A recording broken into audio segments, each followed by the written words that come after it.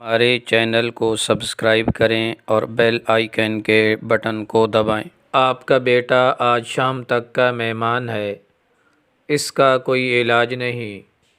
Doctor کے یہ الفاظ سن کر مولانا رو پڑے اور اپنے بیٹے کو گھر لے آئے۔ گھر پہنچے ہی تھے کہ دروازے پر دستک ہوئی۔ مولانا دروازے پر گئے، باہر ایک بوڑھے شخص کو کھڑے پایا۔ حضرت نے سلام و دعا کے بعد پوچھا، بابا جی خیریت سے آئے ہو؟ وہ کہنے لگا، خیریت سے کہاں آیا ہوں، ہمارے علاقے میں قادیانی مبلغ آیا ہوا ہے، وہ لوگوں کو گمراہ کر رہا ہے، پوری امت گمراہ ہو رہی ہے اور آپ گھر سے ہی نہیں نکل رہے۔ مولانا نے جیسے ہی یہ بات سنی، آپ کی آنکھوں سے آنسو بہہ پڑے۔ چند کپڑے، کتابیں اور ضروری چیزیں بیگ میں ڈالیں اور گھر سے روانہ ہونے لگے۔ بیوی نے دامن پکڑ لیا اور کہنے لگی، مولانا آخری لمحات میں اپنے نوجوان بیٹے کو اس حالت میں چھوڑ کر جا رہے ہو؟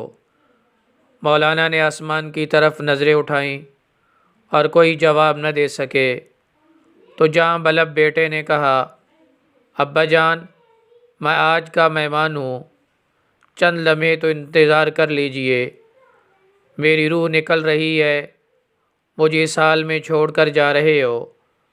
مولانا نے اپنے نوجوان بیٹے کو بوسہ دیا، رونے لگے اور فرمایا، اے بیٹے، بات یہ ہے کہ محمد صلی اللہ علیہ وسلم کے دین کی خاطر جا رہا ہوں۔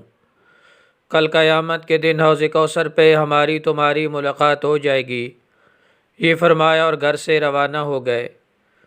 اڈے پر پہنچے، ابھی بس میں بیٹھے ہی تھے کہ چند لوگ دوڑے آئے اور کہنے لگے، مولانا آپ کا بیٹا فوت ہو گیا ہے، اب رک جائیں اور اس کا جنازہ پڑھاتے جائیں۔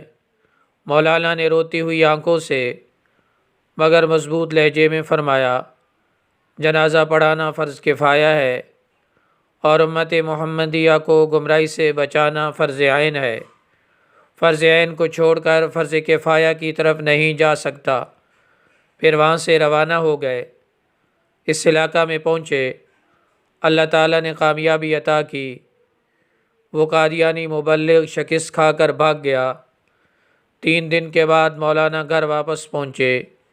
بیوی قدموں میں گر گئی اور رو کر کہنے لگی، مولانا جب آپ جا رہے تھے تو بیٹا آپ کی راہ تکتا رہا اور کہتا رہا، جب ابا جان واپس آئیں تو انہیں میرا سلام عرض کر دینا۔ مولانا نے جب یہ سنا تو فوراً اپنے بیٹی کی قبر پر گئے اور دعا مانگنے لگے، اے اللہ، ختم نبوت کے وسیلے سے میرے بیٹی کی قبر کو جنت کا باغ بنا دے۔